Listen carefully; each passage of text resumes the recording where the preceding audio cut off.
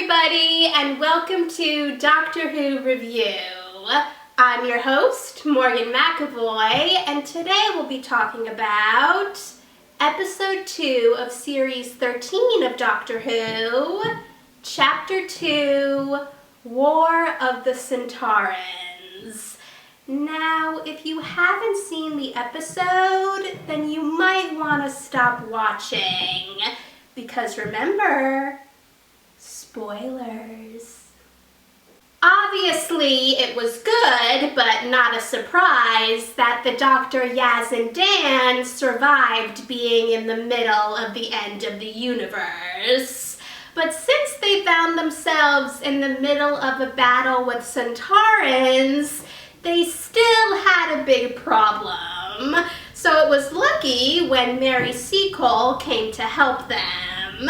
But then, when Dan and Yaz disappeared, it was clear they had an even bigger problem.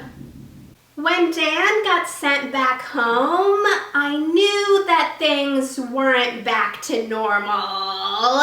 And then Dan was found by Sontarans.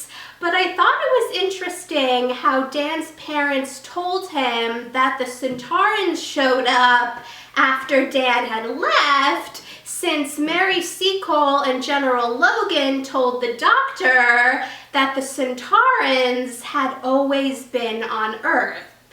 But it was clear that they knew that something weird was going on, since when the Doctor told them that they were supposed to be fighting the Russians and not the Sontarans, they recognized the word Russia when the Doctor said it, but didn't remember what it was. So it was clear that they still had their memories deep down, they just had to remember.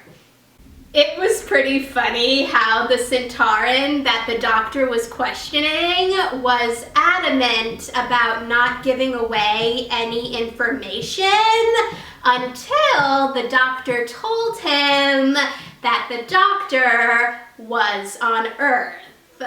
I couldn't wait to see how the Sontarans were going to react when they found out that the Doctor was the Doctor. So it was funny how the Sontaran commander reacted when he realized that the Doctor deceived his soldier. I was pretty impressed with Dan in this episode, since he only just found out about different alien beings existing, and he had no problem sneaking on to the Sontaran ship. And he also filmed it so he could show the Doctor.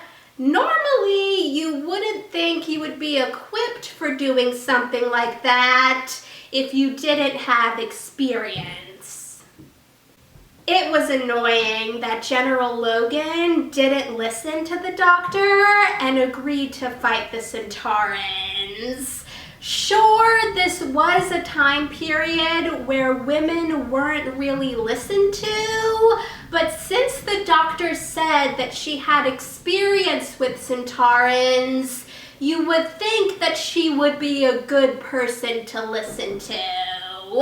So it was good when he finally asked the Doctor for help, even though it was after they had already lost a lot of soldiers. When Swarm and his sister Azor showed up where Yaz and Vinder were, it made me wish that the Doctor had told Yaz about her visions of Swarm, so that way Yaz would have known who he was.